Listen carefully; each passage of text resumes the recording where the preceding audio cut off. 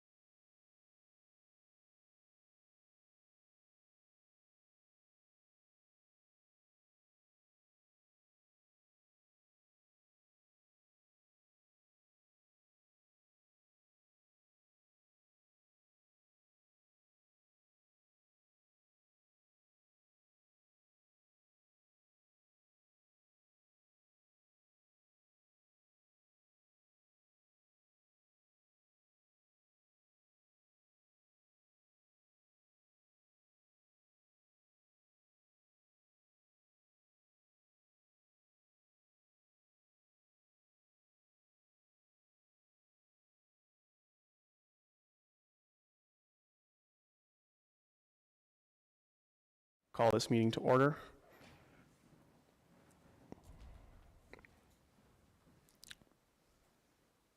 All right, can we get a roll call of members?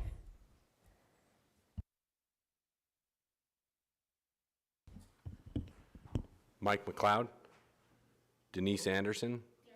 Matt Steitzer, Here. Julie Jackshaw, Bart Riley, here. Josh O'Neill, here. Jeremy Sally, Tim Traps, Bill Daly. Here. Thank you. Tonight with us for planning staff, we have Dylan Pipinich, planning director, Joella Thomas, planning technician, Lila Osborne, senior planner, and Robin Smith, secretary. All right, has everyone had a chance to review the minutes from last month's meeting? Is there any discussion on the minutes?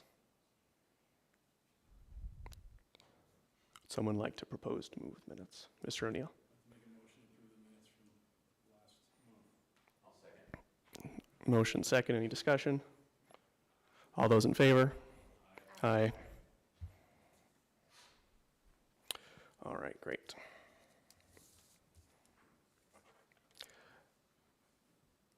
All right, the first item on tonight's agenda is zone change application rezone 2022-2. An application by Mark Huntington, the Copper Tea owner, Chad Randash, RCS LLC, Dave Silk, U.S. High Altitude Speed Skating Center, and Stephen Coe and Forrest J. of Water and Environmental Technologies. Representatives requesting an amendment to the official Butte-Silver zoning district map. The application requests approval of a change to the zoning classification of approximately 14.5 acres of land currently zoned R3 multifamily residential zone to a C2 community commercial zone. The identified land is north of Olympic Way and immediately east and west of Continental Drive. This is made up of Copper Tea, the lot south, and the U.S. High Altitude Skating Center. At this time, we'll hear a staff report. Thank you, Mr. Chairman. My first report tonight is on zone change 2022-2.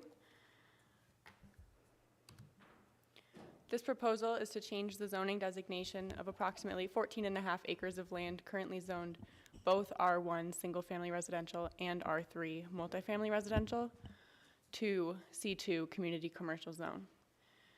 This area is located north of the intersection of Continental and Olympic Way, just west of Interstate 90. It's made up of 3 separate properties with 3 separate property owners, and each property owner is an applicant of this application. It consists of the Copper Tea, which is a custom apparel printing shop, and the U.S. High Altitude Speed Skating Center. Property B is vacant. Here's aerial imagery. These lines are approximate.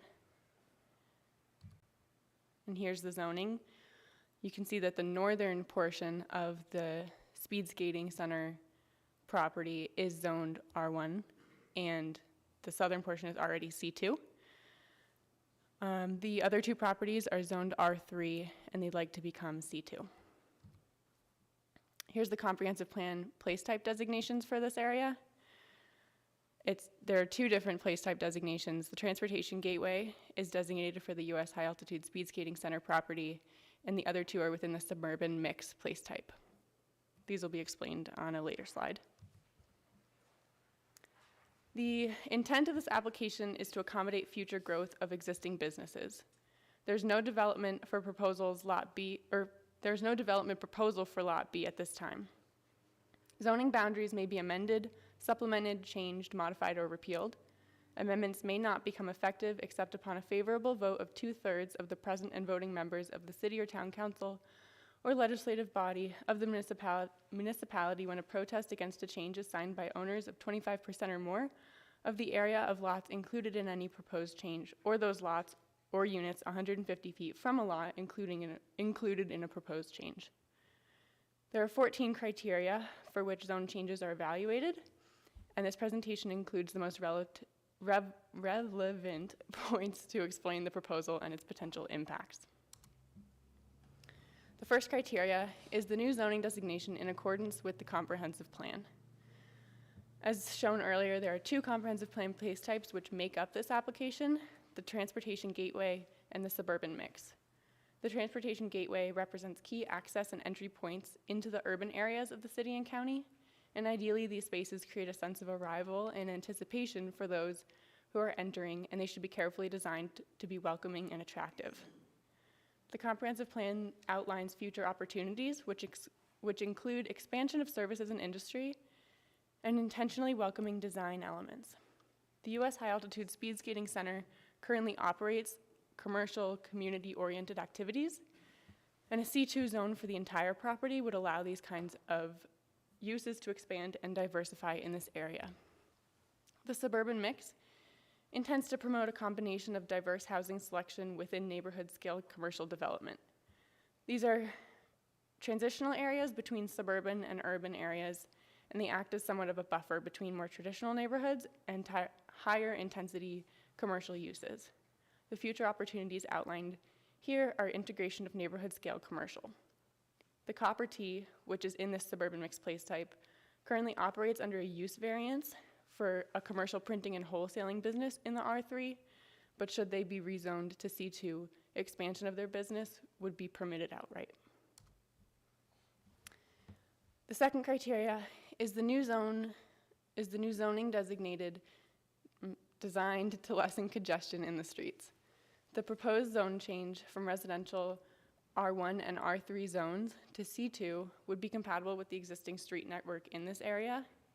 The current uses in the immediate area to the south include the Speed Skating Center, the Copper T, Copper Canyon Harley-Davidson, and Three Bears Alaska grocery store. These businesses are primarily accessed by Olympic Way and Continental Drive, which are heavily trafficked and not primarily residential. Single-family residential neighborhoods exist north and west of the properties in question. The roads associated with these neighborhoods are not directly connected to the properties in question, nor should they be affected by a zone change. Additionally, the R3 multifamily residential zone and the C2 community commercial zone permit similar volumes of traffic. The third criteria is, will the new zoning promote health and general welfare? There are several existing uses in the surrounding area which are consistent with the C2 zone, including the Copper T, the U.S. High Altitude Speed Skating Center, the Copper Canyon Harley-Davidson, and the Three Bears Alaska grocery store. There are also residential neighborhoods to the northeast of these properties. Future development would be constructed to the building and zoning standards of the C2 zone and would be required to meet all applicable development standards, including density, extension and maintenance of municipal facilities, road improvements, landscaping, etc. The provisions of the zoning ordinance and the international building codes are installed to protect health and general welfare. The fifth criteria, will the new zoning provide adequate light and air? The picture on the top is the U.S. High Altitude Speed Skating Rink on the right, and these are some residential homes, which are right near it on the left. Existing conditions and uses of the land include the Copper Tee and the Speed Skating Center. Surrounding conditions and uses are residential to the north and west and commercial to the south. The Speed Skating Center rink is the closest part of the properties in question to any residential neighborhood, and the use and appearance of this existing rink is not proposed to change. What could change on this property would be uses on the southern portion and within their partially used structure shown here on the right. The developable portions of land in question are, as I just described, as well as property B entirely and the northern half of property A. The proposed zone change should not pose any additional light or air nuisance to any neighboring residential zones, and all new development must be compatible with the requirements of the C2 zone. This includes a landscaping buffer for any new development when it is adjacent or across the street from a residential zone. Building and zoning codes are also applicable here, which restrict the impacts to neighboring residential zones. Will the new zoning avoid undue concentration of population? The new zoning will avoid these issues by virtue of development standards for the zone. Any new development in this area would be considered infill development, which would potentially utilize vacant space and any established municipal services within this urban area, or the extension of nearby services. There's currently no sewer infrastructure on property B, so that would need to be extended should any development occur there. When comparing community commercial zone with the R1 and the R3 zones as they stand, they present different population use patterns and densities.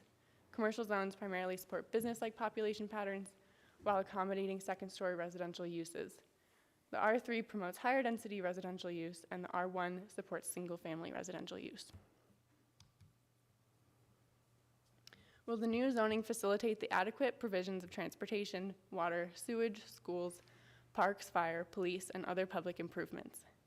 Dedicated streets, water, sewer, and other features of public infrastructure are accessible to, but not on all of the properties. Any future development and/or the expansion of existing developments would be required to provide or install adequate utilities and stormwater infrastructure for that proposed use. Future development could also be required to make improvements to existing facilities and/or create new facilities or extensions in accordance with Butte-Silver standards. It's also important to keep in mind, though, the impact of development on existing systems and capacity. The change from a residential zone to a commercial zone reduces the impact on schools in terms of student enrollment and residents in that area, and the existing uses are served by Butte-Silver Police and Fire, and new development should be as well. Does the new zoning give reasonable consideration to the character of the district? Nearby uses include Three Bears, Alaska, the Copper Canyon Harley-Davidson, and the residential neighborhoods to the north and the east, or the west, sorry. Properties A and C already contain operating commercial uses despite their residential zoning designation, and the zone change would make these conforming uses in a commercial zone. The property owner resides above the current business, which is also permitted in the C2 to have a residence above a commercial operation. This application would extend the existing C2 zone to the north to encompass these three properties in a manner which is appropriate and consistent with the existing and surrounding uses. Does the new zoning give reasonable consideration to peculiar suitability of the property for particular uses? 2 of the 3 properties currently contain commercial operations. Changing the zoning would make these existing uses conforming and would allow for future growth of these businesses to meet the potential which is designated by the comprehensive plan. This criterion may also be evaluated using the 3-part test, which is established to identify spot zoning. This test is examined in your staff report and indicates that the proposal does not fit the criteria to be considered spot zoning.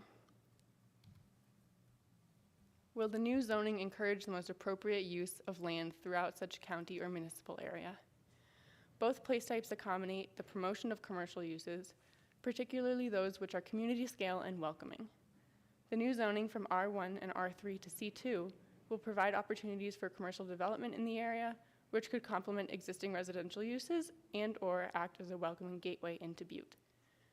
These areas are well suited for commercial uses given their current use, their location relative to other commercial uses, as well as Interstate 90. Landscaping and other public improvements would be required of any new commercial development in the C2 zone, which is not required of residential development, but which would contribute to the aesthetics and the well-being of the area. In conclusion, this proposal is in compliance with the recently adopted comprehensive plan for the transportation gateway and suburban mixed place types. Planning staff recommends that the planning board recommend approval of this zone change application to the Council of Commissioners. The planning board today may make a recommendation to the Council of Commissioners to approve, conditionally approve, or deny this zone change application. Thank you. Thank you. At this time, we'll take questions from the planning board to staff. I guess I'll start. So Ms. Osborne, could you go back to the zoning board map?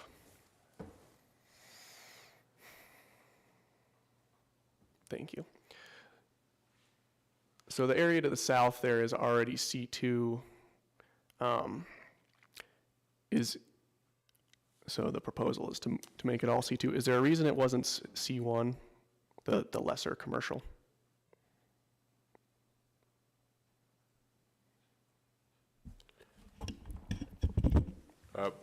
Mr. Chairman, without being there at the time of drafting zoning, I could only speculate, but my guess is that the intent was for more intense commercial uses in the area. Okay.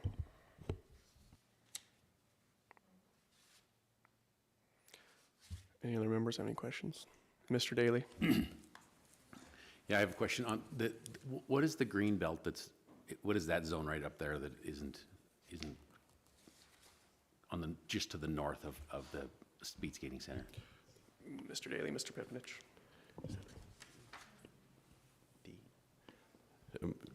Mr. Chairman, Board Member Daly, that's open space developable. And the reason for that is there's a floodplain that goes through that area. So that's zoned open space open space developable allows trails and things like that. Okay. So yeah, it's zoned open space.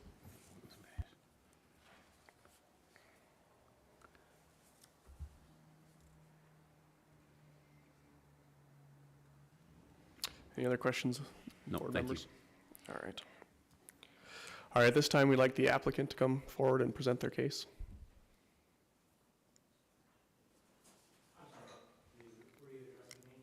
Yes, please. That's okay. Can you repeat the question? Can you as the applicant come forward and present your case? Sorry. No worries. Please Can you state. my name, or? Yes, please.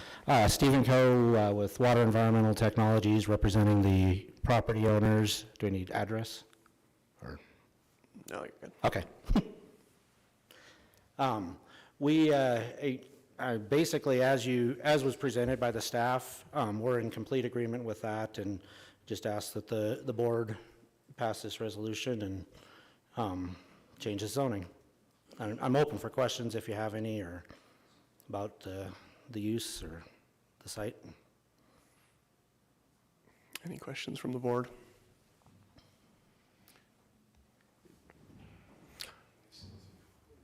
Mr. O'Neill. Thank you. I guess really no questions or concern, or just mainly comments of, I just feel like it's the right thing to do for moving forward with, I'm just familiar with the properties that are there and what they're, to me, it makes sense of going that direction. That's my 2 cents. Thank you. Okay, thank you. Any questions of the board to the applicant? All right, thank you. Thank you. All right, this time we'll open the public hearing. We'll make 3 calls for proponents, those in favor of the zone change, and then 3 calls for opponents, those in favor of against the zone change, the recommendation to change the zone. So this is first call for proponents, those in favor of recommending the rezone.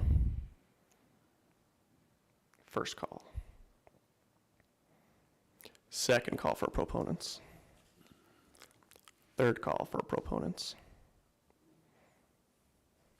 All right, at this time, we'll call for opponents, those opposed to recommending the rezone for this. First call for opponents. Come on up. Yeah, come on up and state your name. And Excuse me, thank you. can you turn on the mic? Thank you. Just up? Yep, Okay. yep. Yeah, my name is Pat Sullivan. I reside at 16 Holly Lane. So my residence is in very close proximity to the high-altitude speed skating center. So we've been there for quite some time. I think we bought the property in like 1998. And we bought in reliance upon the existing conditions and the zoning, as well as the plans that actually have not yet materialized in terms of the development of the Holly Lane Street. I don't know if you're familiar with it. It was originally intended to be a horseshoe design, and the way it is right now, there's only half of it that was constructed. So there's a dead end at the end of that road, and there's like a temporary or movable concrete embankment there. But nevertheless, the idea, or the proposal at the time that was constructed was to continue on with that route, go all the way around back to Blacktail, and with residential construction on both sides of the additional road that was to be constructed. So that has not yet happened. But nevertheless, as far as the high altitude speed skating center, I'd be opposed to that because that would be more commercial.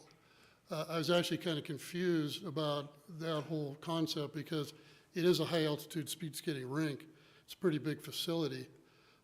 There is a little bit of land north of, or south of that, but I don't see that presents a great opportunity for commercial development there. There'd be a lot of work that would need to be done. But one thing that we all know is that I think that the building, the big white elephant building there, was constructed, I believe, like 1985, and that hasn't been completed. So, I have a hard time understanding why there'd be a desire to have more commercial development when the existing buildings that have been constructed there have not been completed. But nevertheless, I do think it'd be a detriment to the area, including the values of the residences or the properties in that area. So I just want to voice my opposition. Thank you. Thank you. Hello, I'm Karen Alley. I am, and my husband Bill, were probably the closest home to that proposed rezoning. And really, I just found out about it by a sign as I was walking around the neighborhood. But I certainly didn't buy my residence thinking I was going to have something built right next to it. I bought it thinking there would be a home or open area or a nice yard behind me, but I do really hesitate to think about, I think you said heavier commercial use. And as far as saying it's already commercial, that might be true, but that doesn't mean we still aren't very aware that there are semis that pull up behind Three Bears, or that there are,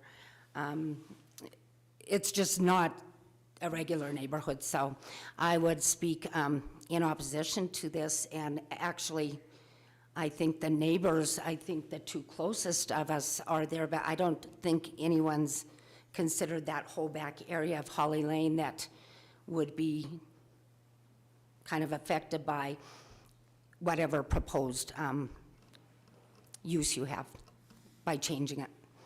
Thank you. Yeah, just for reference, we're right across the street from Pat.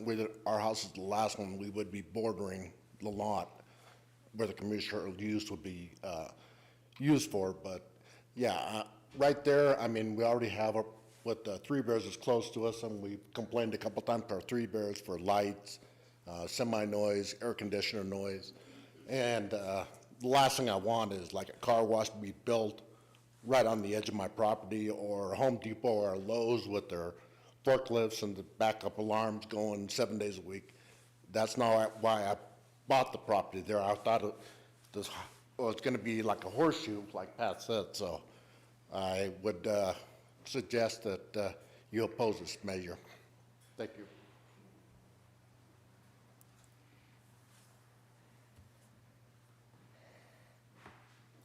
Second call for opponents. Third call for opponents. All right. At this time, we'll close the public portion of the meeting for this item of the agenda and open it up to board discussion. Does anyone have anything to discuss off the bat? Mr. O'Neill. Thank you, Mr. Steitzer. So just looking at what's being rezoned and, you know, the horseshoe situation, that can still happen, obviously, if the owner of that property chooses to, right? But that big, whatever, 20 acres that's behind there, you know, can still be developed. I mean, obviously, I don't know that how or it could be, but I guess, again, in my opinion, it's already being used for, I agree that now I'm blabbing here a little bit, but on the building, the structure, the high altitude structure, it'd be nice if that was, how could I properly say it, you know, fixed up a little bit better. But that's, you know, again, where it's sitting, it is what it is. I don't know. Obviously, I don't live there, so I don't mean it like that. I truly do care, but it's kind of it fits that type of what's happening in this area with Continental, with you got commercial businesses here. It is mixed, you know. It makes sense to me anyway. Thank you. So I guess my thoughts on this, I agree that this use is already being there. I guess I'm wondering, can these uses operate there under a lower commercial zone? Could I ask that question to the staff? Mr. Chairman, the use where the t-shirt shop is and their proposed use, which is driving the zone change, is a C2 permitted use, not a C1 permitted use. I do not believe there's a proposed development for either the vacant parcel or the high altitude skating park. The thought at the high altitude skating was to just get it into conformance as is. Okay. So the business in property A, the t-shirt shop, is operating on a C2 variance. Mr. Chairman, yes, they got a use variance Use to variance. manufacture t-shirts there. Print shop is basically, and that is a C2 allowable use. I believe their proposal in changing the zone would be to put some storage units on that property as well. There's a great deal of that property that's currently not being used. All right, thank you. Any other comments, Mr. Riley? I got a question. So the land on this Holly Lane, is that west of where this new zone would be? Where you go down that road for Three Bears? Mr. Pipinich? Mr. Chairman, Mr. Riley, yes, that we're not proposing to change any Right. zoning for That's the other residential place area. that they're talking about for development. The border would be the high altitude skate parks Right. boundary. Okay, thank you.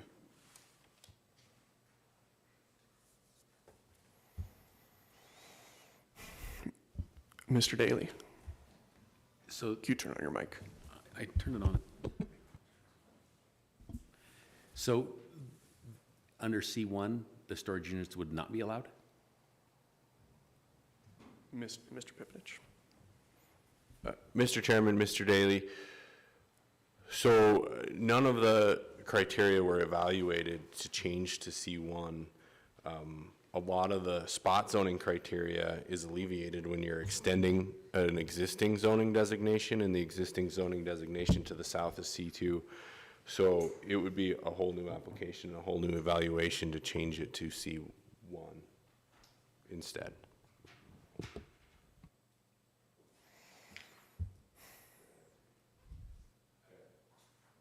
And to speak to your question, no, the uses that are existing in the proposed for the T-shirt shop are not a permitted C1 use.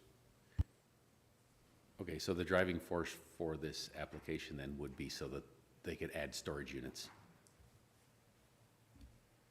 Mr. Pipnich. Mr. Chairman, Mr. Daly, I think the driving force is that the applicant's uses are commercial uses, and they are not in the proper zoning designation as it is right now. So they are what is called a non-conforming use, which really prohibits any type of expansion or future development on their parcels.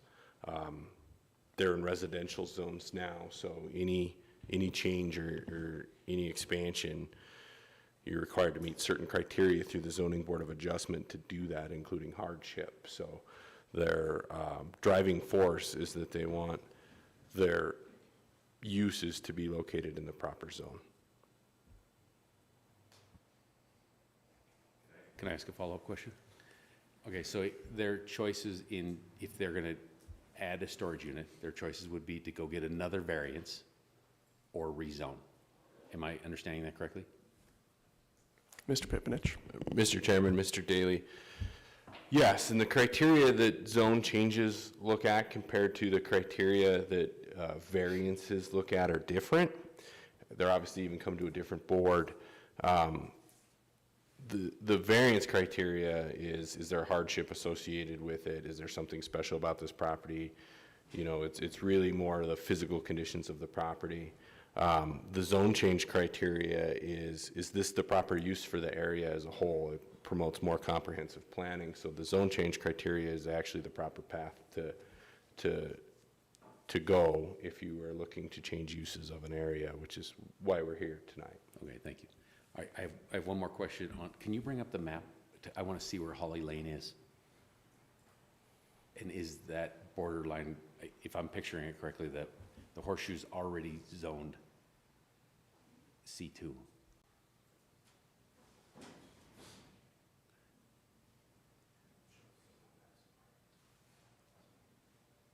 So which one is Holly Lane? And the horseshoe would have been continuing on right there through the red?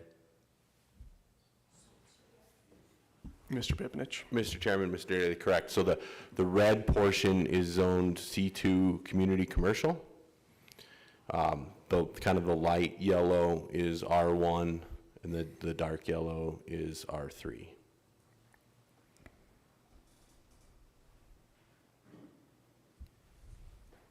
Okay, so just a point of clarification, we're extending the R2 up to complete the square, if you will, that area, and then the storage units will be across the street. The storage units won't be in the... Mr. Chairman, Mr. Daly, the only development that has been mentioned to the planning department is for expansion of the northernmost, the upper right black outline parcel in the R3. Thank you for that. I have a question. Staying on this slide here, it was mentioned that the loop at, or the street at Harley Lane could continue into a loop. Just for instance, if we could play this out, if a subdivision were to extend Holly Lane to continue the loop, that subdivision would have to go through a similar process to get that portion rezoned to a residential from a C2 to a residential zone. Is that correct? Mr. Chairman, that ground to the south, based on this map, is zoned community commercial. The best answer that I can give to that is that proposed subdivisions need to be in compliance with zoning. Okay, thank you. So I think that answers my question in that if it were to move forward and if there was any change to zoning for that loop of the property, it would still be bordering the C2 zone, is what I believe to be true. Any more questions? Discussion?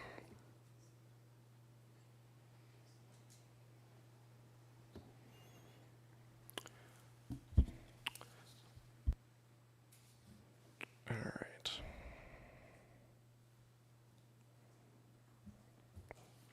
All right, I think could be ready for a vote. Mr. O'Neill?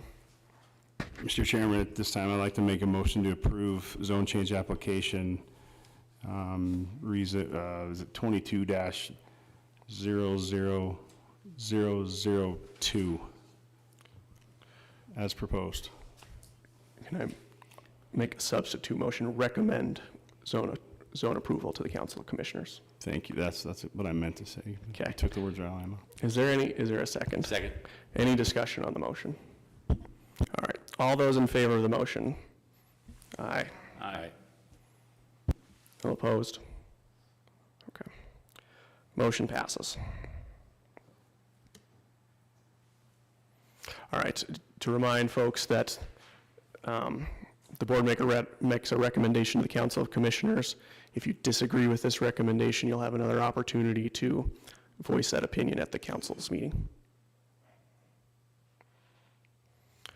All right, moving on to the second item of the agenda.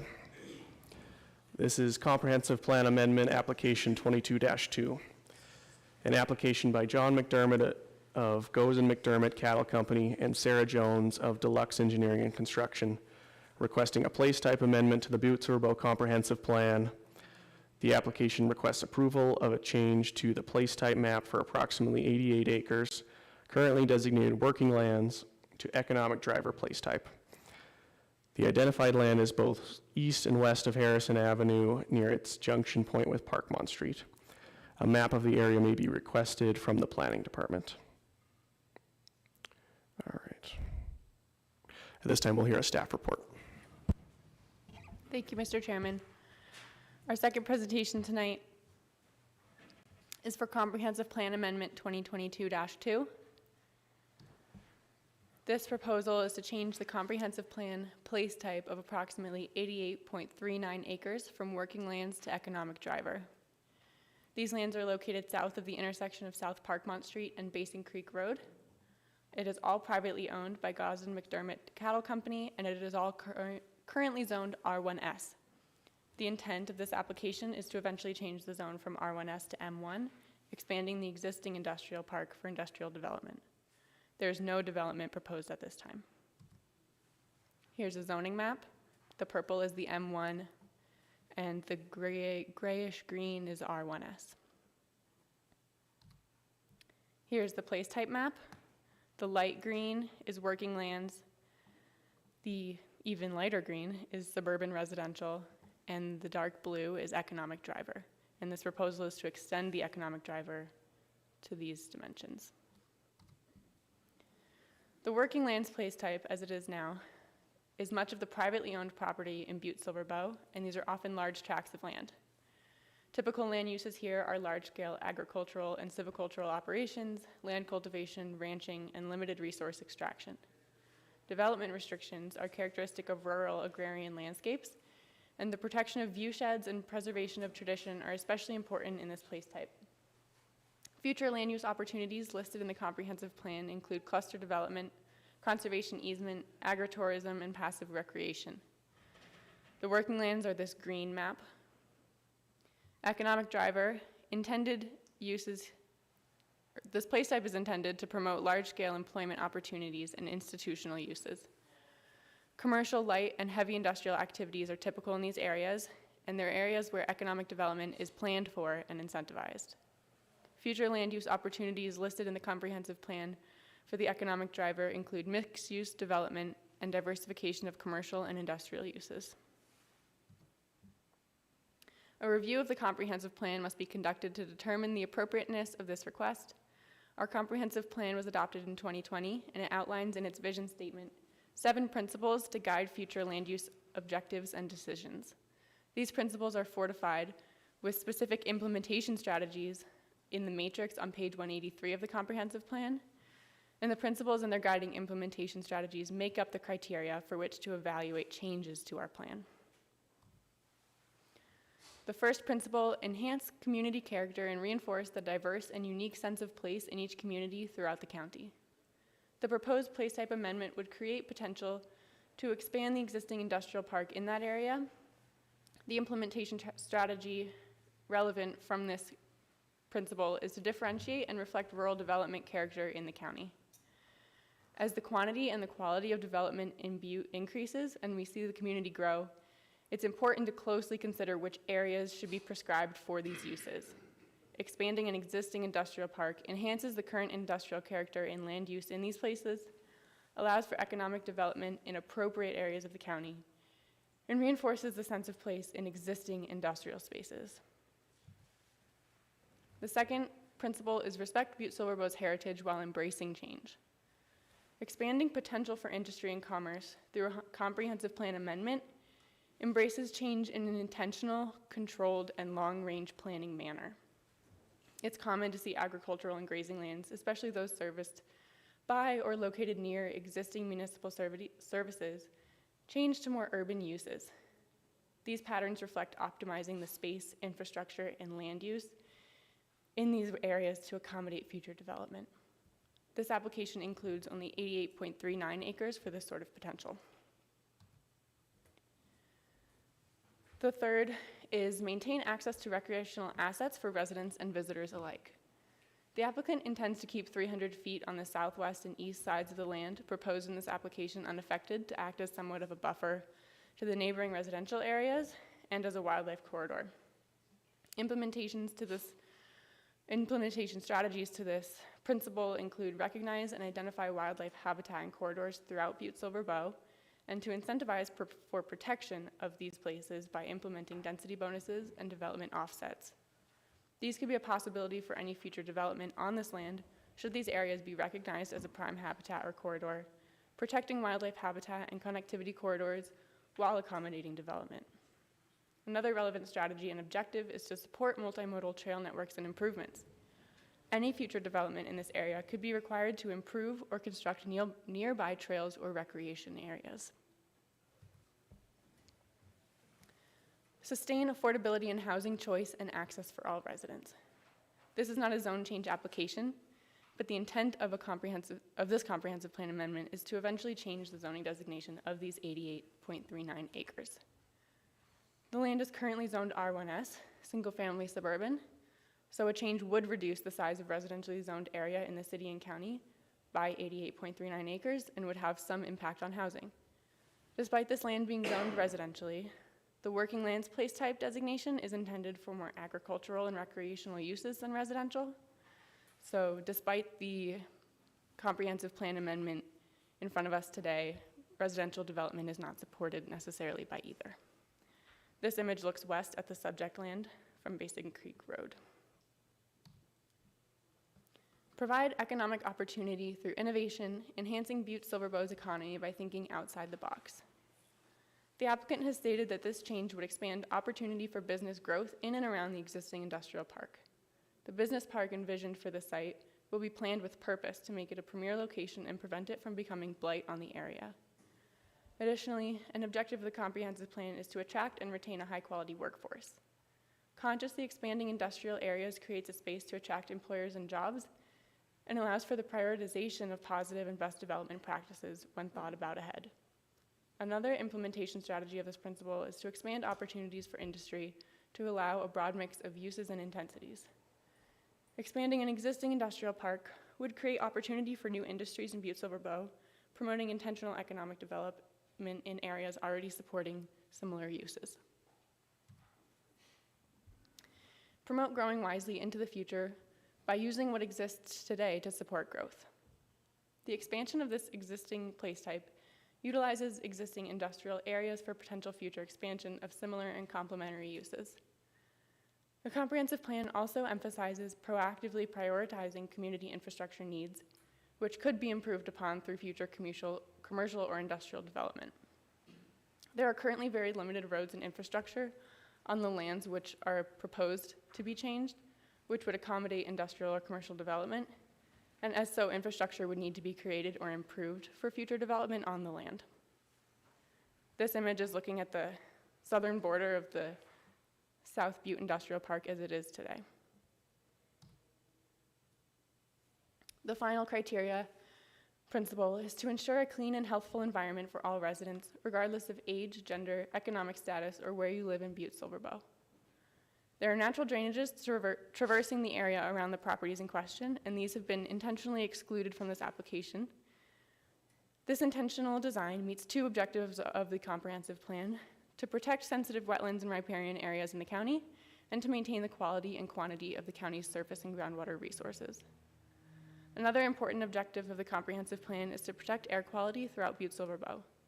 Any future development would be required to meet or exceed Butte-Silver Bow development standards, which protect against adverse environmental quality impacts. The image above is looking toward Apple Orchard Road and Beaver Pond Road, which is the nearest residential area and likely the most impacted residential area by any future development that could occur, but there's no development planned at this time. In conclusion, comprehensive plan place types and amendments do not have regulatory power.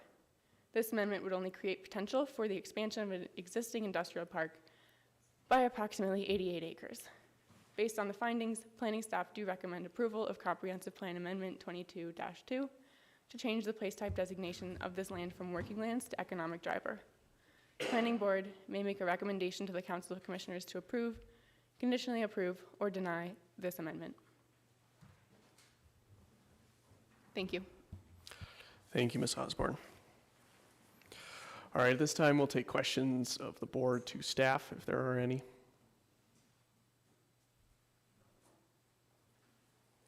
Okay. All right, at this time, we'll ask the applicant to come forward and provide testimony to their application.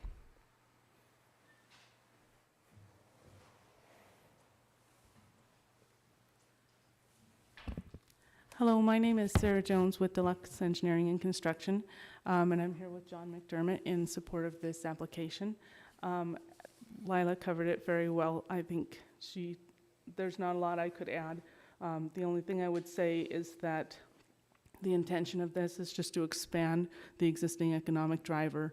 It seems to be an appropriate location to do that, and I think it will add to the already available economic areas down there. And also, I just wanted to call attention again to the fact, which Lila already did, that we've specifically designed this to protect the existing wildlife corridors and drainages there, and not included them in the application. So, I'm John McDermott. I just wanted to also point out that, and I gave a handout to everyone, since we filed this. Did everyone get the handout? Did you get this, Bill? And since we've filed for this, I've had 3 different people looking to come in and develop, and I'll be the one that develops it and own it, but I've had 3 different clients that want to come in and utilize the space, so, which is all good for the community. Can you describe what sort of development would be on this property? Warehouse space. The most current one is a distribution company that does flooring, countertops, rock work, more of a quartz type stuff. Another question. So some time ago, there was a use variance request for a solar farm located near this area. Absolutely. Can you address that? Yeah, I can address it. That was my application as well. This is 100% standalone of that. There is no connection to it whatsoever. Okay. Any questions from the board to the applicant? Mr. Daly. Can you describe any other proposals that you have for the use of the property? Another one is another distribution company that I can't reveal who they are. And the other one is a delivery service. Does that That would not be, and please keep your, questions.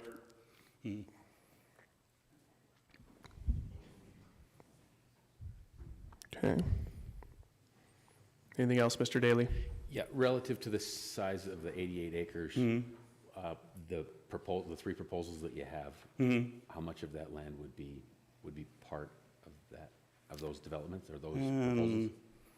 Probably 20 acres would be what this would, she'd be better on answering that. 20 acres is just about right for each of those proposals. Oh, for each? Yeah. No, not separate, total. Total, sorry, my apologies. Yeah. Okay, thank you.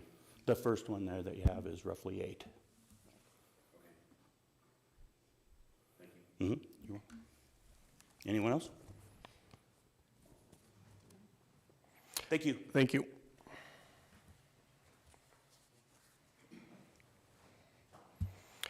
All right, at this time, we'll open the public hearing. We'll make a first call for proponents, and then we'll make a call for opponents. This is a call for proponents. Those in favor of the recommendation?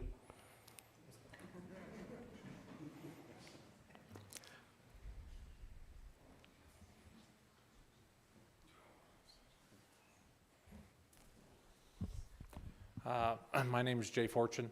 I own Jay Fortune Construction in Butte. I'm in favor of this project. I've also done a little bit of design work on the buildings for this project. We are a metal building installer and supplier. The proposed projects that are going on this first phase are metal buildings. Like John says, they're warehouse type buildings. It's a great fit out there. I'm sure everybody knows where it's at. We have probably built in the last 3 or 4 years, probably 4 or 5 different projects in that area. And they were built on land that was vacant. We are actually finishing a project right now, the cat rental store, which would be right across the street from this proposed. It seems like an area that people are moving to. It's an industrial area, and we need it. It creates jobs. It creates jobs for us. It creates jobs for people that are working there. And I think it's just a great fit for there. Like I said, it's too bad that everybody thinks it has something to do with the solar, because it has nothing to do with the solar project, period. That's all. Thank you. All right, this is the second call for proponents.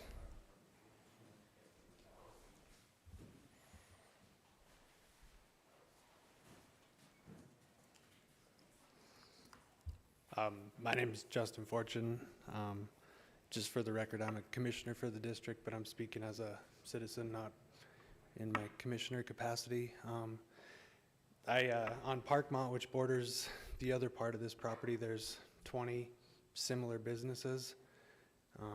If you drive down Parkmont, it's starting to run out of room, and I think what John's intention is to just provide new places for new community partners to go. I think Butte needs that to survive, and any place in Montana needs businesses and economic drivers to survive.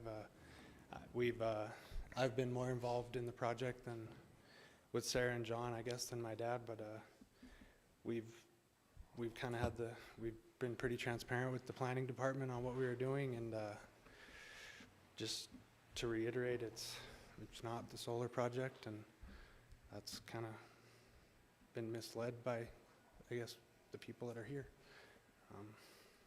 Thanks. Thank you, Mr. Fortune. All right, third and final call for proponents. All right, this time we'll take calls for opponents, those opposed to recommending adoption of this place type change. My name is Karen Dorn. I'm speaking as a resident of that area.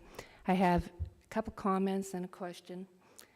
So, Miss, I just remind you, you're just making a statement to me as the chairperson. We can't answer your questions. Okay. Those questions would be directed to the planning staff Okay. during business hours.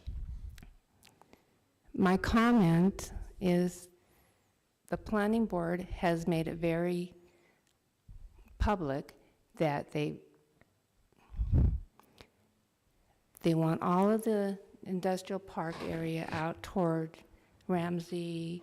I mean, all of the tax money is going out there.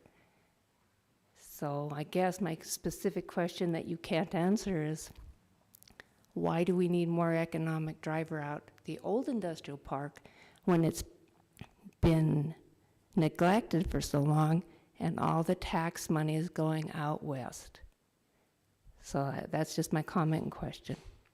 Thank you. Thank you.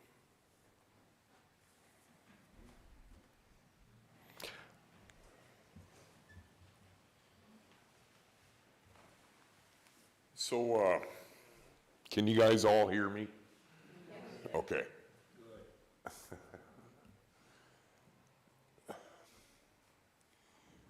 But on this proposal, Oh, could you state your name, sir? my name's Eric Johnson. With this proposal of expanding that is the gateway to the solar farm that pretty much none of us want. The industrial park, it is run down, but we want to add to it. Let's fix what we have. We talked about wildlife. Guys, I'm sorry, that corridor is elk migration, geese migration. We start expanding that, we're going to lose all of that.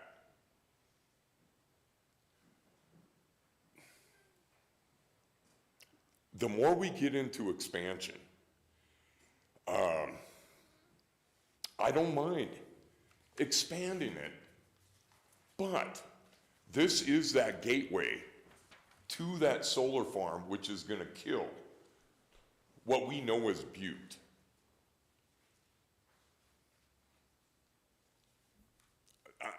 I'm sure you guys all have questions. I'm sure you would all like to expand. I'd love to hear it.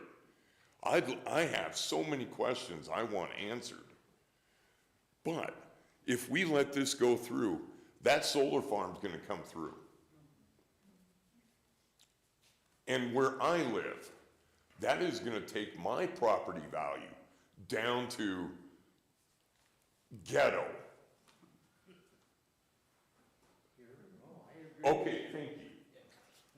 So, what I'm saying is, don't let this go through. Thank you. Thank you.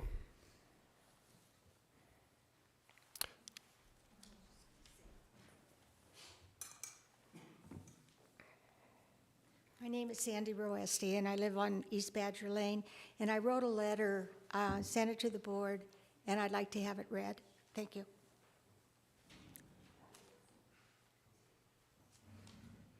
Mr. Pipinich, Ms. Osborne.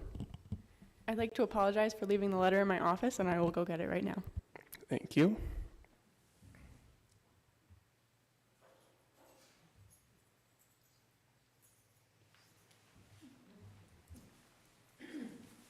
Hi, my name is Carol Lubick, and while she's getting the letter, I just want to say that I agree that expansion is great, but we have an area west of town called Tiffin, and that's where all the expansion should go industrially. When I drive home every day by the industrial park, I knew this was the industrial park, and I accept that. That is what I saw when I moved out there. Now you're telling me, no, let's add on to it, then let's add on to it, then let's add on to it. When does it stop? I vote no. Thank you.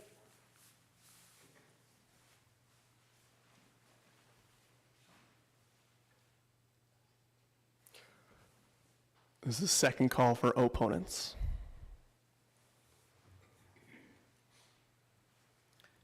My name is Sherry Johnson. I live on Little Basin Creek.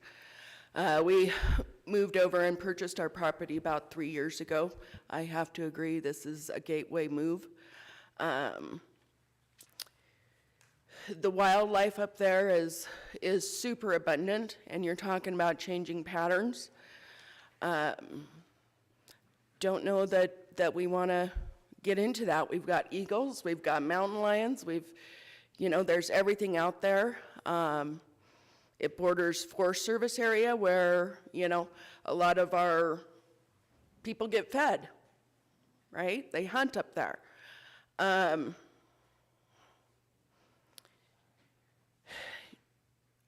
Not only are we looking at wildlife, but have they done any investigation on wells from the heat of solar panels? And I realize that's not what this meeting's about, but that's where it's leading to. Have they looked at vegetation? We ourselves have hundreds of Doug fir on our property. The creek runs straight through it. So I ask that you look at this from the big picture of what they're actually trying to accomplish. And please don't vote for it. Thank you. Thank you.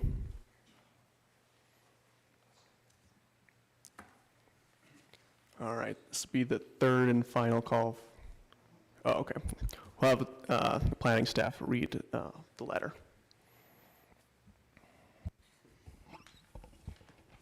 I'm sincerely sorry, Sandy, for forgetting your letter. You so politely dropped it off, and I carefully put it where I thought I would remember, but I'm sorry. Dear Planning Board of Silver Bow County, I live west of the Bitcoin plant with a clear view of that plant. Last fall, the townspeople made it extremely clear they did not want a 1,600-acre solar panel farm, as Mr. McDermott has proposed. Now, after bringing in a new judge from Billings, Plan B, now he's on to Plan C, and currently working on a loophole to change the planning board ruling to get his way. Why does he want to change the economic vision for 88+ acres? Will he continue to add acres?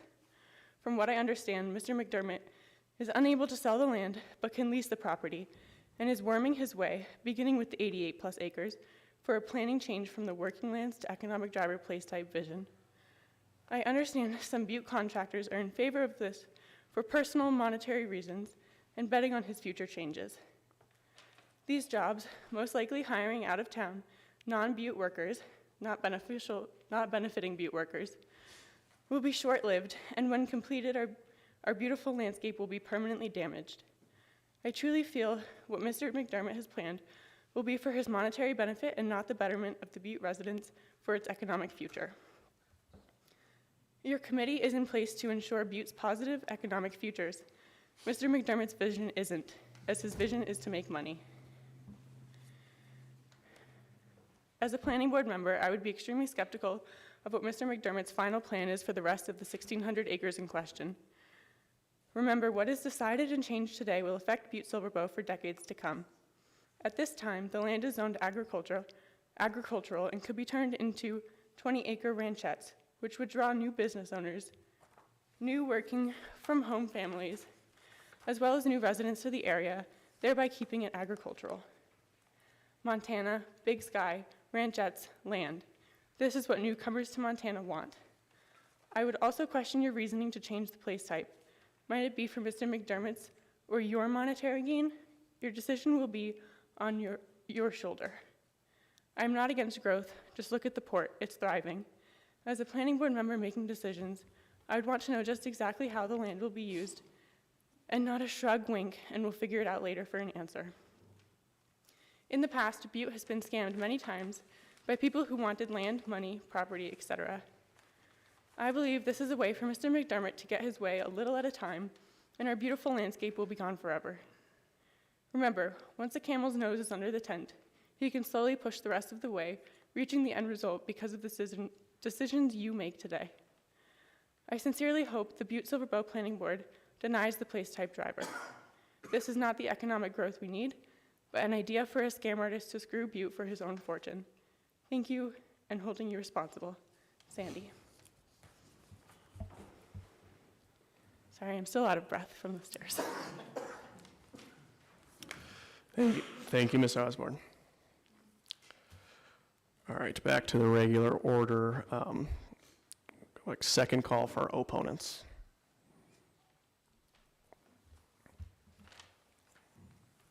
Thank you. My name is Bonnie Yo.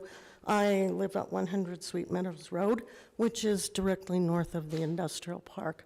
I posit that this application is an end run around the denial of the special use permit by the Zoning Board of Adjustment, with the ultimate goal being to seek an opportunity to rezone the 88.39 acres, and by extension, eventually, the 1,600 acres owned by the Gosden McDermott Cattle Company.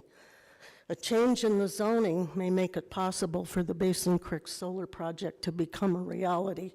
I hope that the Planning Board will rethink their recommendation to approve the comprehensive plan amendment to change the place type designation of the acres from working lands to economic driver and deny the approval of the amendment. The Zoning Board of Adjustment, to whom I owe a lot of gratitude, listened to the citizens of Butte as they expressed their opposition to the Basin Creek Solar Project and denied the special use permit. I hope that the Planning Board will show enough foresight to realize that approving the amendment could result in zoning changes in the months and years to come, and the placement of 700,000 solar panels in the south end of our beautiful Summit Valley. Thank you.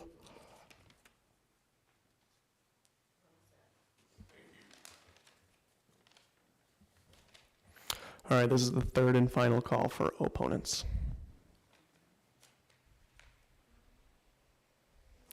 All right, seeing none, we'll give the applicant an opportunity to come up and address any of those concerns.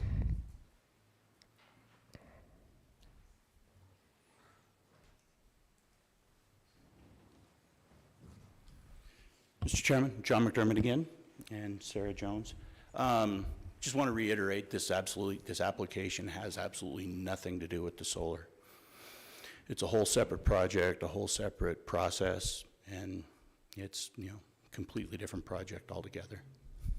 And I would just like to say, in talking with John about solar energy, I'm not an expert on it myself. That being said, John became a bit of an expert in his previous pursuit, and this amount of acreage would not be a viable amount of acreage for a solar project because it is too small. You couldn't put enough solar panels on it to generate enough energy to make the project worth it.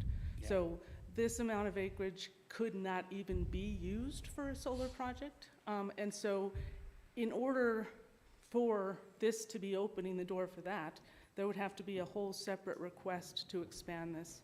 And I would also like to call attention to the fact that none of the area included in this is even part of what the solar farm was on. So this is a whole separate area. And I think I've been debating whether or not to say this, but I think I need to. I think it's important that John is not held captive for the rest of time by the previous proposal.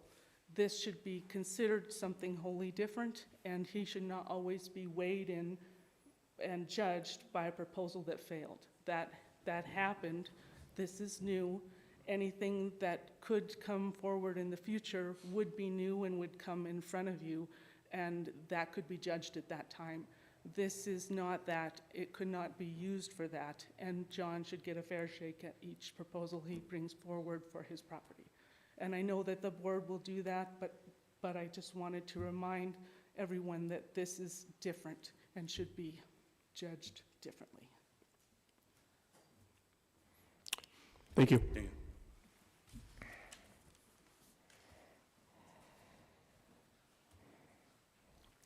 All right, at this time, we'll close the public portion of the meeting and move on to board discussion.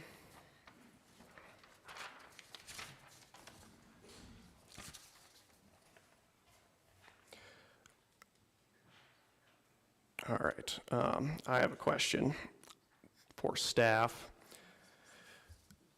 In the staff report, you describe working lands and economic driver. Under working lands, so the place type of working lands is described as development restrictions or characteristics of rural agrarian landscapes and protection of view sheds and preservation of tradition are especially important in this place type. Can you comment on that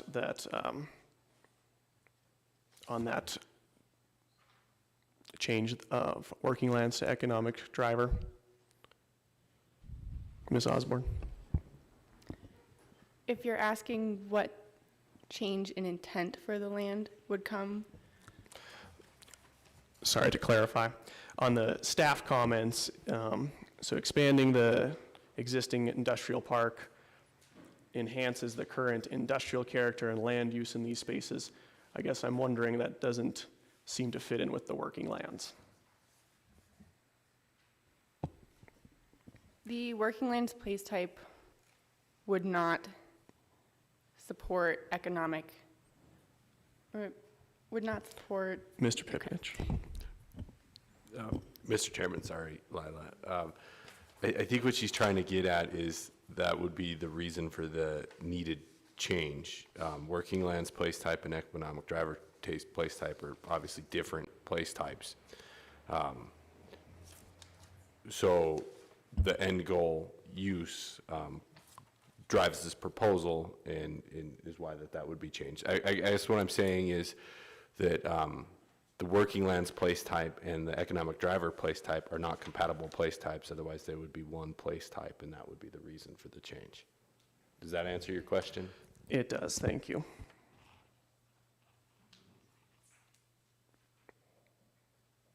I have another question I've got to find. Any other questions of staff? Mr. O'Neill. Thank you, Chairman. Just a few comments, and just for as we're discussing this,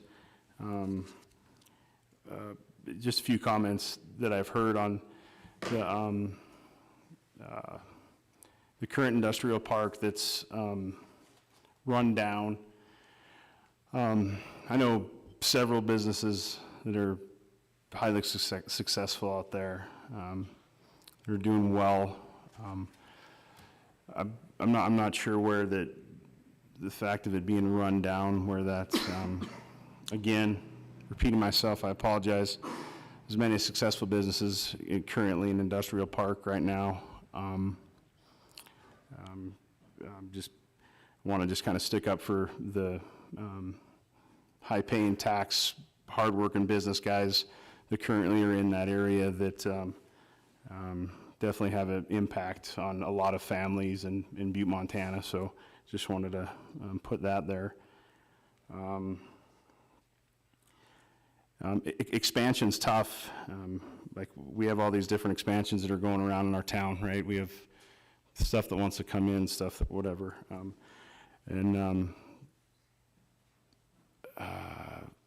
You know, we're either growing or dying, right? We have somebody that owns property, wants to develop it, pay a lot of money, and with that being said, the whole idea of putting out a lot of money, right? You know, you hope the guy makes some money, right? I definitely wouldn't want anybody in this world to spend a bunch of money and lose it or whatever. It's called investments, and that's what that's America. I mean, you gotta put your money out there, you hope to make some money back, right? So it's hard for me to listen to the evilness of John McDermott trying to evilly make money, and hey, I hope anyone that wants to throw their land and money on the table to try to make a buck, like my hat's off. So we get now let's go back to the TIFIDs that we have going on, right? Like, thank God we've had the TIFID out in the other expansion out there. Like, thank God that that's finally come about. You want to talk about dying? Several years ago, whatever, there's a thing that was dying, okay? Like, so thank God they came up with that magical plan that's expanding out there, right? There's businesses, there's things moving, it's taxes it's jobs, it's like this town's worth $35,000 for how long? I mean, our schools are getting lower, like that's a true thing, right? We're a AA city. Butte Central's enrollment's creeping down, right? We need this stuff, you know. Change is hard, it's really hard, right? going, and I'm gonna blab for a minute. We got and the NFL draft's on too, so I'm trying to hurry up here. So, going back to even the expansion on the other one, like from my house, I can hear the gun club shoot. Okay, I'm on Gaylord Street. You know, I can't shut the gun club down, right? I mean, I know, that, again, expansion's tough, and it's brutal, okay? There's some things that change. Right now, you know, you have to order underwear online, or you have to go to Missoula or Bozeman or Helena to pick them up. I mean, Butte, Montana, you know, really just be happy with what it is, or we gotta let it expand, we gotta let it go, okay?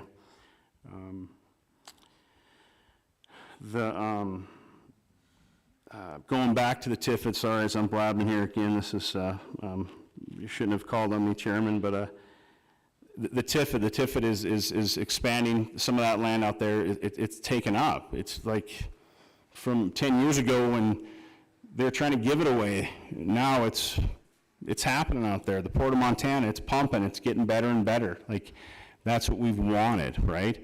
We are Butte, Montana. We're slow to grow.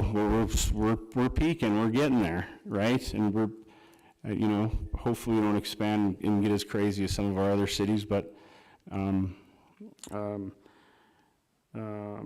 think I hit most of my things. If I forgot something, but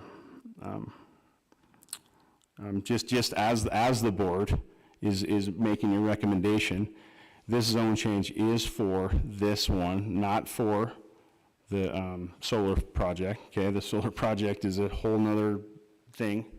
I just wanted to add, as my fellow board members, you know, that's what we're voting on here. We're not this has nothing to do with the solar farm. So, thank you.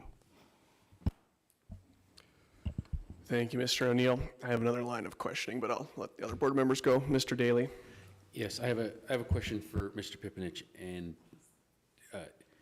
just a point of clarification from one of the opponents. And does this open a gateway for a solar farm? And I don't know of any tax incentives like the Tiffin area, but those are my questions on. Is this a gateway? Is my main question. Mr. Pipinich. Mr. Chairman, Mr. Daly, I guess without a formal definition of gateway, what I can say is that when we reviewed the special use permit for the solar farm, that was related in terms of zoning to an electric power plant. Electric power plants are not permitted outright in the M1 zoning district. And while this is a discussion for the zone change application, if it gets to that point, if this application were to go forward and the zone change application were to go forward, solar panels would not be a permitted outright use. They would require a special use permit as the last application. So you couldn't just build a solar farm there. It's not a gateway. If that's your definition of gateway, yeah, yes. Thank you. Any other questions of the board members? So, Mr. Daly, you're going down my line of thinking as well. So, can staff answer what is the current zone of this area right now that's being proposed? I guess to just clarify, not a zone change recommendation, but a place type in the comprehensive plan amendment. Mr. Pipinich. Mr. Chairman, the current zoning designation is R1S, which is single-family suburban residential. Thank you. The storage warehouses that the applicant described, is that a permitted use in R1S? Mr. Chairman, it is not. So that is what is driving the application, is to change the zoning designation. The applicant has stated that if the comprehensive plan amendment were approved, that he would pursue a zone change application for the same acreage to M1 light industrial. Okay, to the same zone that is the current industrial park to the north of that land. Yes, similar to the application that you heard before, it would be an extension of a current zoning designation. which from the previous zoning board hearing was found insufficient to support a solar farm. Mr. Chairman, is your question that is a solar farm a permitted outright use in the M1 industrial area? Yes. A solar farm is not a permitted use in an M1 industrial area. It would require a special use permit from the Zoning Board of Adjustment. And the previous application for the special use permit was denied. Is that correct? That is correct. Thank you. Mr. O'Neill. Thank you, Chairman. So with that being said, if we approve this tonight as changing that from what it is to the commercial zoning, switch it. Economic driver. The economic from working driver. lands place type. Thank you, Chairman. You couldn't put up solar farms. You couldn't put solar panels up. That's what I'm saying. So that it'd be another permit to. So if approved tonight, also it'll go to the commissioners. But then there's another. He has to come back, obviously, for his approval of his what he's putting on there. Am I correct on saying that? Sorry. Mr. Pipinich. Mr. Chairman, Mr. O'Neill, if this permit were approved and the zoning change application were approved and this was zoned N1 light industrial, there's a list of permitted uses that would be allowed outright by right. A solar farm or an electric power plant is not one of them.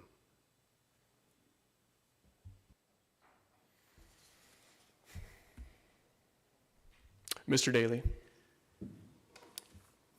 My question for the staff is what if, that application has not been submitted for the zoning or for the rezoning to an M1? Mr. Pipinich. Mr. Chairman, Mr. Daly, so I believe your question is kind of geared towards the process. Zoning changes must be in accordance with your comprehensive plan. So as it states, as it sits now, the working lands place type would not be in accordance with M1 zoning.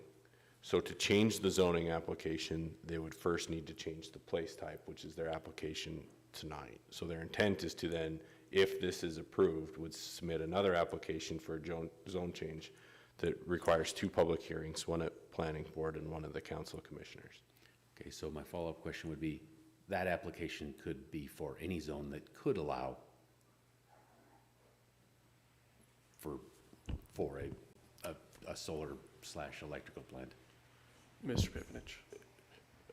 Mr. Chairman, Mr. Daly, the application would need to be in accordance with the place type of economic driver and would also need to meet spot zoning requirements, which was their intent of extending the current zoning there. It is a lot more difficult, and I tried to state this on the last one, to create a new zoning type that is than to extend an existing one for state law of spot zoning issues.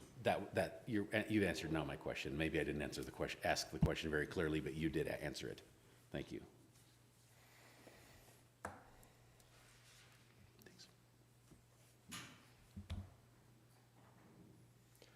Any questions of the board? Mr. O'Neill. At this time, I'd like to make a motion to send this to the Council of Commissioners. Make a recommendation. Thank you. Make a recommendation to approve and pass on to the Council of Commissioners.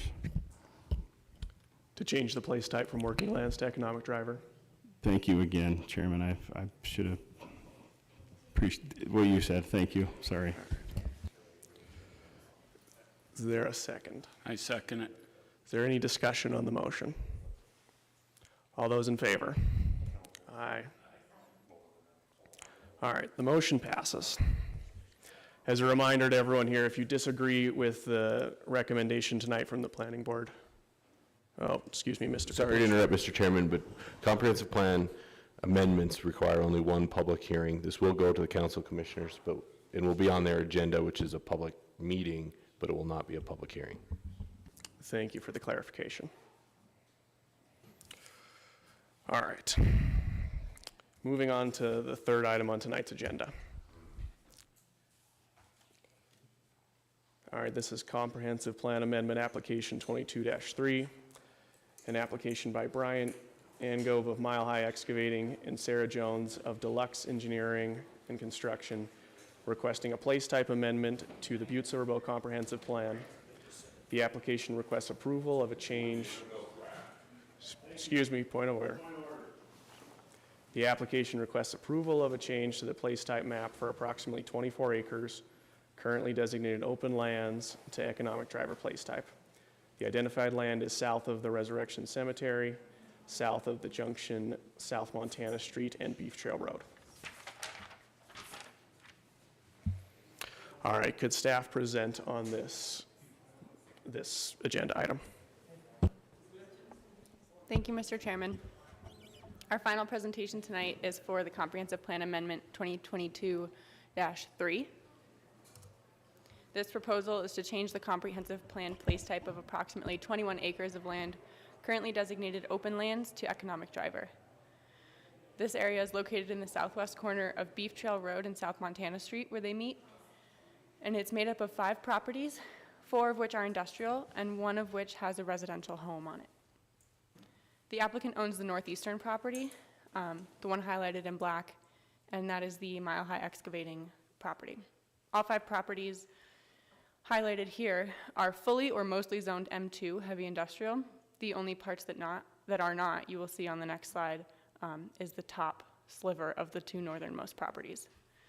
The intent of this application, like the last, is to eventually change the zone, in this case from R1S to M2.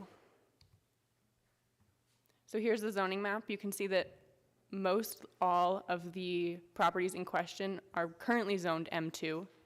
The only parts that are not are the 2 northernmost pieces of the 2 northernmost properties up here, which having 2 zones on your property can sometimes lead to problems. This is the place type map, which you can see does not at all match the zoning map. Open lands is the designated place type for this area. Economic driver is over here to the west, as is more M2 zoning, but it does not match up for this parcel, for this area. Open lands are a mix of state, federal, and local land held in perpetuity for recreational and limited resource extraction. Future land use projections for these areas include additional resource set-aside and resource conservation overlays.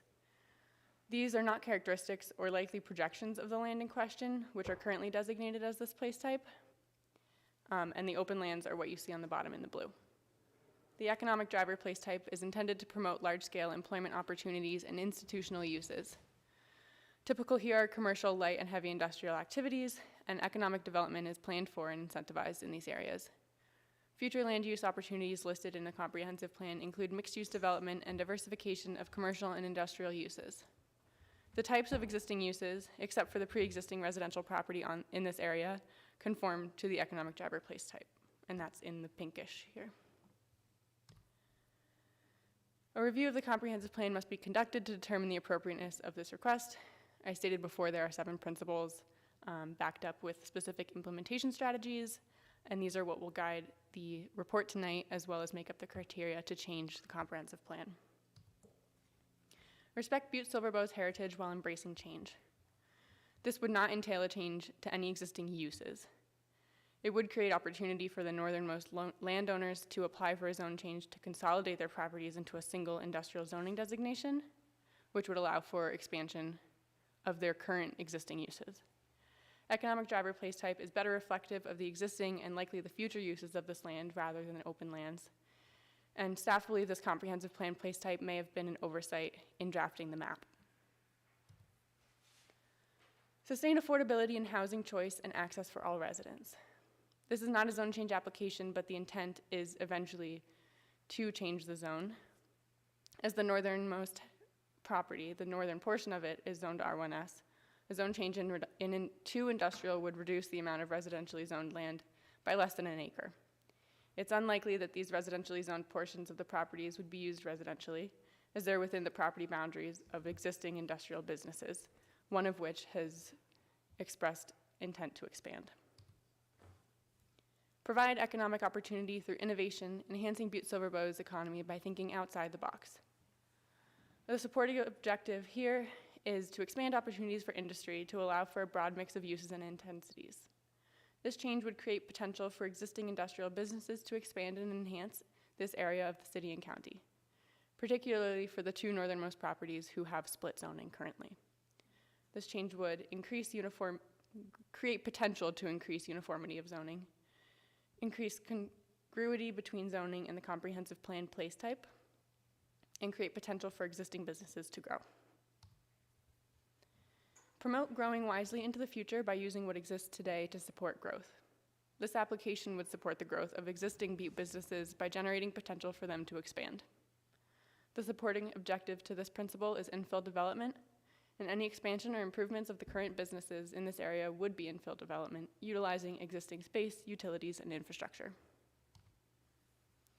Ensure clean and healthful environment for all residents, regardless of age, gender, economic status, or where you live in Butte-Silver.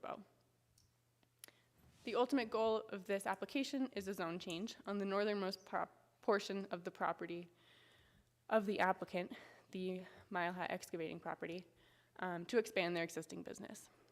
They're currently operating under a use variance for their business. M2 is the current zoning designation of the rest of the applicant's property, as well as the other properties included in this report. Future changes permitted in the M2 would entail aesthetic improvements, cleaning up the site, and would be guided by zoning regulations for that zone. The applicant has stated their expansion plans do not entail any negative air quality impacts. In conclusion, the uses and the zoning, besides that of the applicant's northern half of their property, are not proposed to change at all. The only change would be that of the current comprehensive plan place type designation. The comprehensive plan place type and amendments have no regulatory power, but in this instance, it would bring the place type designation in accordance with the current zoning and would generate potential for the applicant to rezone their parcel. Based on the written findings, planning staff recommend approval of Comprehensive Plan Amendment 22-3 to change the place type designation of approximately 21 acres from open lands to economic driver. The planning board may recommend to approve, conditionally approve, or deny this amendment. Thank you.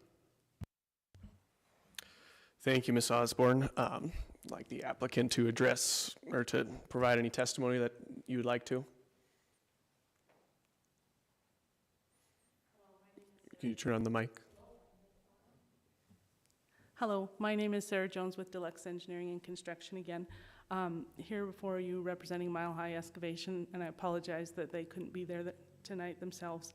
But this really is just intended to fix the dual zoning on the property instead of being M1 and R1, M1 and R1, just to be all M1. The property is already covered by a conditional use permit, and they've already built a shop on that piece of property, and they just want to expand it to put their office there too, but it's in the residential portion of the property, and so that wouldn't be permitted with an additional use. And then working with planning staff, it seemed silly to do that instead of just fix kind of the overall problem. So that's why we're here before you tonight. Thank you. Any questions for the applicant? Okay. Open the public hearing. This is the first call for proponents. Second call for proponents. Third call for proponents. Now make a call for opponents. First call for opponents. Second call for opponents. Third call for opponents. Close the public portion of the meeting. Move on to board discussion. So just to confirm, the intent of changing this place type is because they eventually want to expand into the residential part of this residential zone area of this land. Is that correct? Mr. Chairman, so, and not to speak for the board, most of you were on the board when we adopted the comprehensive plan and the place types for this area, but I do not believe that our intent was to turn these industrial uses into open space. So the main goal here was to correct what I believe was probably an oversight by this board. They will seek a zone change application, and if you look kind of on the north here, I don't know where the zoning boundary was drawn, if that's like a section line or a quarter section line or something like that, but it doesn't make a whole lot of sense to have, you know, that small portion south of Beef Trail Road be zoned residential, and it should, you know, match the surrounding uses. When the applicant first applied for a use variance to put their shop there, that was at a time where the zoning board saw a lot of more of these applications because they were less time consuming, basically. But like I stated before, the zoning board really looks at different criteria, and it's more important that these uses are properly zoned and not just given one-time permits to continue to work. Make them zoned appropriately if that's where that business should be, and then they should, you know, be free within the zoning ordinance to expand their businesses without public hearings. Cool, thank you. Any questions from the board? I have a question. Yep, You Mr. mentioned Daly. you mentioned there was one residence. Can you point to where that residence is? Ms. Osborne. Mr. Chairman, Mr. Daly, I can try to find a closer image here. This is the house. So It's a single-family home. It is zoned industrial. I believe it was there. I just want to make sure it wasn't in the residential zone area, because I think the only thing that I know of there is that law office. That's correct. There's the law office up at the northern part, but this is within the M2 zone. Okay, thank you. Any other questions from the board? All right, we got an easy one. Anyone want to make a motion?